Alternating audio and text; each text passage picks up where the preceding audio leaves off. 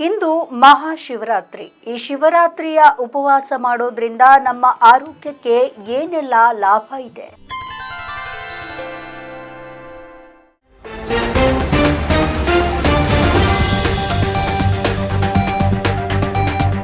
ಆಹಾರವೇ ರೋಗಗಳಿಗೆ ಕಾರಣವಾಗ್ತಾ ಇರುವ ಇಂದಿನ ದಿನಗಳಲ್ಲಿ ಉಪವಾಸವೇ ಮದ್ದಿನಂತೆ ಕೆಲಸ ಮಾಡ್ತಾ ಇದೆ.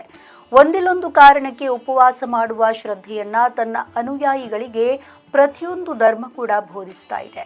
ಸ್ವಾಮಿ ಕಾರ್ಯ ಸ್ವಕಾರ್ಯ ಎಂಬಂತೆ ದೇವರ ಮೆಚ್ಚುಗೆಗೆ, ಆರೋಗ್ಯದ ಹೆಚ್ಚಳಕ್ಕೆ ಎರಡಕ್ಕೂ ಕೂಡ ಐತೆನ್ನುವ ಉಪವಾಸವನ್ನ ವ್ರತವಾಗಿಸಿ ಬಹಳಷ್ಟು ಸಂದರ್ಭಗಳಲ್ಲಿ ಇದನ್ನ ಆಚರಿಸಲಾಗುತ್ತೆ. ಶಿವರಾತ್ರಿಯ ಹೊಸಿಲಲ್ಲಿ ನಿಂತು ಉಪವಾಸದ ಮಹತ್ವದ ಬಗ್ಗೆ ತಿಳಿಯೋಣ ಬನ್ನಿ. ವರ್ಷವಿಡೀ ಸಂಭ್ರಮಿಸಿದ ಬದುಕನ್ನ ಚಂದವಾಗಿಸುವ ನಮ್ಮ ದೇಶದಲ್ಲಿ ಶಿವರಾತ್ರಿಯ ಆಚರಣೆಗೊಂದು ವಿಶೇಷ ಮಹತ್ವವಿದೆ. ತ್ರಿಮೂರ್ತಿಗಳಲ್ಲಿ ಒಬ್ಬನಾದಂತಹ ಈತ ಸೃಷ್ಟಿಯಲ್ಲಿ ಸ್ಥಿತಿಯಿಂದ ಹೊರತಾಗಿ ಎಲ್ಲವನ್ನ ಲಯ ಮಾಡುವವ.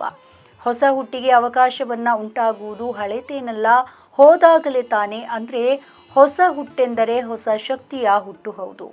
ಶಿವರಾತ್ರಿ ಅಂದರೆ ಹೊಸ ಶಕ್ತಿಯನ್ನ ಮೈಗೂಡಿಸಿಕೊಳ್ಳುವುದು ಎನ್ನುವಂತಹ ಭಾವನೆ ಕೂಡ ಇದೆ.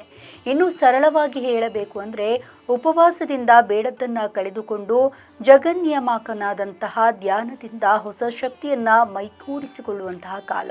ಉಪವಾಸ ದೇಹ ಮತ್ತು ಮನಸ್ಸುಗಳ ಶುದ್ಧೀಕರಣಕ್ಕೆ ಮಹತ್ವದ ಹಂತವಾಗಿದೆ. ಈಗಿನ ಭಾಷೆಯಲ್ಲಿ ಹೇಳುವುದಾದರೆ ದೇಹ ಮನಸ್ಸುಗಳನ್ನು ಡಿಟಾಕ್ಸ್ ಮಾಡುವ ಕ್ರಮ ಇದು. ಮೊದಲಿನಿಂದಲೂ ಕೂಡ ಚಾಲ್ತಿಯಲ್ಲಿರುವ ಶಿವರಾತ್ರಿಯ ಉಪವಾಸ, ವಾರಕ್ಕೊಮ್ಮೆ ಒಪ್ಪತ್ತು, ಏಕಾದಶಿಗೆ ವ್ರತ, ಸಂಕಷ್ಟಿಗೆ ಉಪವಾಸದಂತಹ ಕ್ರಮಗಳು ಆರೋಗ್ಯಕ್ಕೆ ಬೇಕಾಗುವಂಥದ್ದು. ಇದರಿಂದ ಜೀರ್ಣಾಂಗಗಳಿಗೆ ಬೇಕಾದ ವಿರಾಮವೂ ಕೂಡ ಸಿಗುತ್ತೆ. ಚಯಾಪಚಯ ಕ್ರಿಯೆ ಕೂಡ ಸುಧಾರಿಸುತ್ತೆ.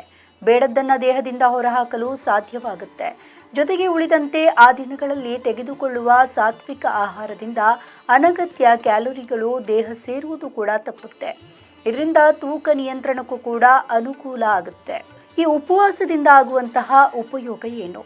ಉಪವಾಸವನ್ನ ಸರಿಯಾದ ಕ್ರಮದಲ್ಲಿ ಮಾಡಿದಾಗ ಹಲವು ಧನಾತ್ಮಕ ಪರಿಣಾಮಗಳು ದೇಹದ ಮೇಲೆ ಬೀರುತ್ತೆ.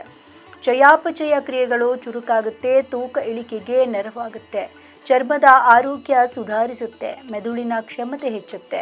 ಆದರೆ ಅದನ್ನೇ ತಪ್ಪಾಗಿ ಮಾಡಿದರೆ ಸುಸ್ತು, ಆಯಾಸ, ತಲೆ ಸುತ್ತುವುದು, ರಕ್ತದೊತ್ತಡ ಏರಿಳಿತಗಳು, ಸಕ್ಕರೆ ಅಂಶ ಹದಗೆಡುವುದು, ನಿರ್ಜಲೀಕರಣ ಮುಂತಾದ ಅಡ್ಡ ಪರಿಣಾಮಗಳು ತಲೆದೂರುತ್ತೆ.